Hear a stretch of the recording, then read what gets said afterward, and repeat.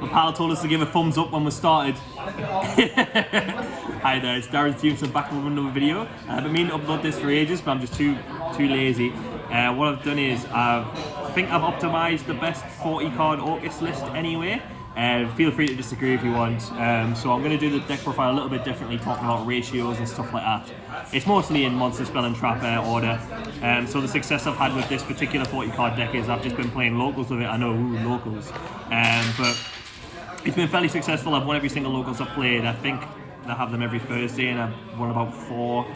Won a few ODS packs and boxes, you know, living the high life. One day I'll get a trophy, I guess. But anyway, let's get stuck in and I'll stop talking about like an absolute mongo. So I play 5 normal summons. So I feel like these are the best 5 normal summons you can play. I can't be bothered to work out the math for it. But I think 5's the most optimal you can play if you work it out mathematically. I can't remember the percentage. To at least open 1 and not open them in multiples, because drawing these in multiples is literally awful unless you have Greffer and a Dark. And that doesn't come up too often, but you play 2 anyway, so when it does come up, it's fine. And I think these are the best ones. I think this is better than Scrap Recycler just because of there can only be 1.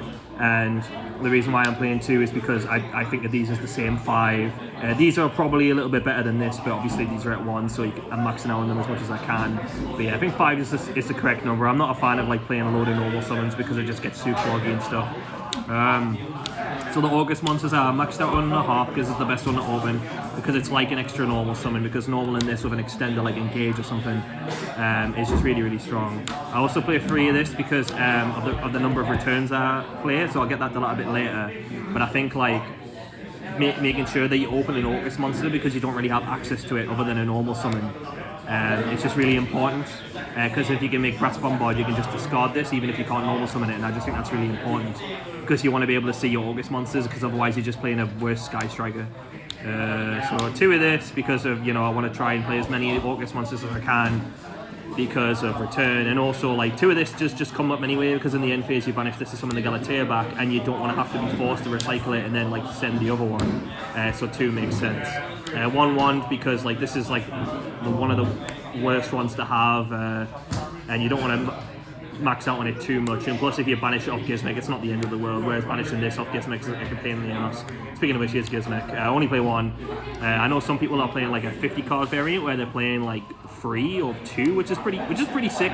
But I think in a 40 card version you should only play like the 1. It's good to open, it's a generic extender, and you can just send it off Nightmare just to go for like ODK stuff. So that's like the monsters, the engines. I'll get to the hand traps now.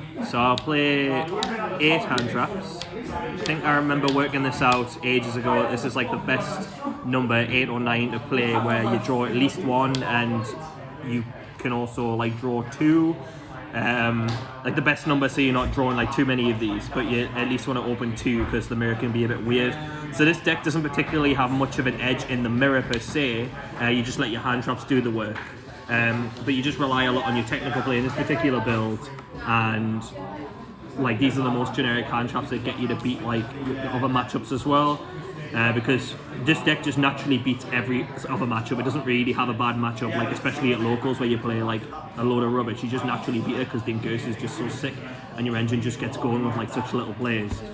So I'll comment about the reason why I play these particular hand traps. So Crow's just the best one.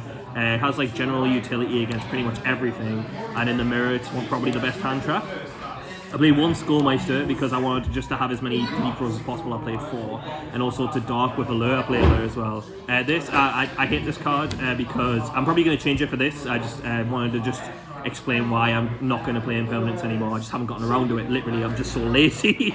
So I'm going to cut this for another Skullmeister, because Skullmeister has been overperforming for me because it is just having 6 DD Crows, and it has just really nice utility. And it's also a card that you can normal summon, and that comes up a lot where you have an Orcust monster and you need to normal summon, or you have Engage and you need a normal summon to discard half, whereas this, you can't normal summon this. You have to set it. It's annoying that it loses to random utility removal, and it's easily baited, whereas if this was just Effect Veiler as well, it would have a lot more like versatility because I can just normal summon it. Sure, it's good, this is good to draw into an established board and activate it, but other than that I just don't really see its value, and I think I'd rather just play more Darks, because Allure a lot of the time can't be like, isn't live, and that's really annoying. And then 2 Ash, because this is just the most generic one.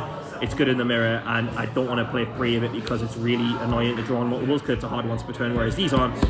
That's why I want to max play as many of these as possible. Sneak preview of the extra deck. Oh my god, I'm going all over the place here. Shit. Okay, spell, so Foolish Burial, just another engine card. So I'll talk about the draw cards. So I'll play Free Return, Free Allure, and Upstart. So it's a 39 card deck. So I want to just be able to just get it to engage as much as possible. I want to just draw engage, because this deck is just so much better than everything in the game when you see engage. And that's why I think it's important to play a 40 card deck with as many draw cards as possible. People might say that this is cloggy. However, I think resolving this means that you pretty much guaranteed to win the game, because your best push, I think, in this deck is when you do return, discard either Harp or Nightmare, and it just helps you play through a lot of stuff. Like, normally if your normal summon gets stopped, it can be really, really annoying, whereas this not only like discards an extender, it also draws you into 2 new cards as well, which can draw you into these and then can draw you into engage. Yeah, it is annoying that you draw multiples, but at the end of the day, you resolve and want to draw 2 cards, so if you discard an Orcust, it just replaces the one you've already drew, so you're not really losing anything. So that's why it makes sense to play it through. And yeah, I know it's searchable, but I want to draw it because I think it's one of the best cards in the deck outside of engage. Same logic to Free Desires. Aye, exactly. So, and the Striker package, naturally free of this, because if you play free of this, when you activate engage and draw a card, you draw another engage. And then the utility cards as well, pretty standard, nothing much to talk about here. Obviously this, and then just one of each of these. I decided to start going first, but it's just nice to have because it just, in the mirror, you can just get rid of IP Masquerena, and this, like the utility this has, by nicking somebody's Lancia is just so funny. And plus these just help you like go for game when you have free spells, because you can take their monsters and just kill them. Just makes OTK much easier. And then the deck requirements like Babel and Crescendo, like I wouldn't play any more on one of each of these. The extra deckaroo. So the Orcust extra deck, play 2 of this because you can just recycle it, so you don't really need to play anymore. Free Gala because you grind in 1/1 Goose, so you don't really need to play more of this. Most of the extra deck here is just pretty standard, so I'm not going to go into too much detail about it. The only thing that might not be standard is playing Shizuku. So I wasn't playing Shizuku because I didn't see its value, but being able to like, if you get Lancia, just be able to search Shark Cannon and then Shark Cannon the Lancia back. It's just mental, because you don't need to banish to summon it, you just straight up just summon the Lancia, and then you just floodgate them back. And I value that so much. And sometimes, even when like game 1, where you've just drew a Striker hand, you can go Shizuku and add another engage, so you've got 2 engages in your hand, and you've also got defensive cards, hopefully. And then it just sets you up for next turn, it helps you draw in Orcust monsters, and I think that's like really, really important. This, just a generic link to discard your Orcust monsters. This, because it's pretty mental, Formula Synchron that you can end on their turn. The Nightmares, that utility to get rid of like problem monsters. This to just get rid of back row for the back row decks. This is probably one of the most absurd cards I've ever seen. I remember when I first started playing this, I was making Bomber Dragon, and then when I first summoned this, I realised how stupid I was, because what this achieves is just so mental. Being able to banish the whole board and come back and attack the game, so good. And then this just for the help the OTKs as well. That's the extra deck. And the side deck, I'm not playing Lancia because after my Lancia got Shark Cannon once, I never wanted to play Lancia again.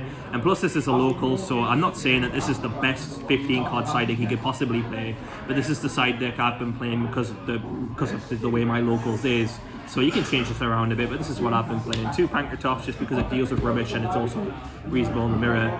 Instead of Lancia, I'm playing Nibiru because in the mirror it like catches people out and people don't really play around it, and it just steals games as well. It's also like an auto win against Salamangreat, and I'd want to beat Salamangreat. This as well. It's just all this is just really generic stuff that's just good against everything, and I think that's important for locals because you don't know what you're going to play against. And then this, I think like you should definitely play. I played this in the main when I played Into the Void, but in the main it's kind of weird because going second it's a bit rubbish. But post side, this is really important because you just don't want to get lanciered, and playing through hand traps as well. It's really important because sometimes you just want to be able to push a play that like gets you going, and I think that this card's just super important. And then the cards that geo generic rubbish is Twin Twister, evenly matched. I know Lancia, but like when you play against like the rubbish decks that just play a load of back row, you want to be able to just get rid of everything.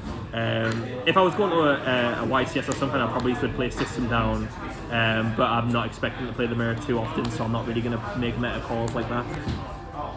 Alright, cheers guys, this is my Orcust Sky Striker deck profile. This is what I think is the most optimal way to play the 40 card list. There's probably some other variants out there that play like 50 cards and stuff like that, which probably would play the deck completely differently. But in terms of like a 40 card list, I think this is pretty optimal, and hashtag free return, insane. Let me know in the comments below what you think of this deck, any changes that you would make. Another change that I might make is to play Reason or something, because I heard that card's like really good.